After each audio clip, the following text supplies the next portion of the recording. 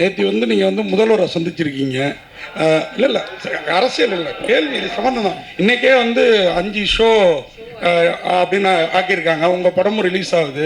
கட்சியெல்லாம் மறந்து நீங்கள் போய் சந்தித்தோன்னா பிவின்னு உங்களை ரொம்ப பாசமாக கூப்பிட்டாரு எப்போதும் போல் அப்படின்னு கேள்விப்பட்டோம். அதை பற்றி என்ன சொல்லுங்கள்? அதுதான், வேற ஒன்றும் இல்லை. அக்கா தம்பி பாசம் என்றைக்குமே மாறாது. வேற வேற கட்சி இருந்தாலும் வீட்டுக்குள்ளே அக்கா தம்பி அந்த பாசம் என்றைக்குமே இருக்கும்.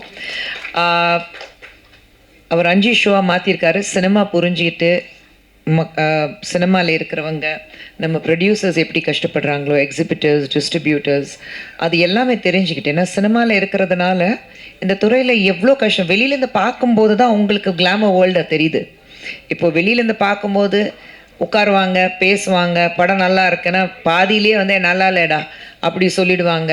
எல்லாரும் ஆளாளுக்கு ஒரு கிரிட்டிக்ஸ் மாறிட்டு ஒரு படம் எடுத்து பார்த்தா தான் தெரியும் அந்த ஒரு படம் எடுக்கிறது எவ்வளோ கஷ்டம். சொல்லிக்கிறது ஈஸி.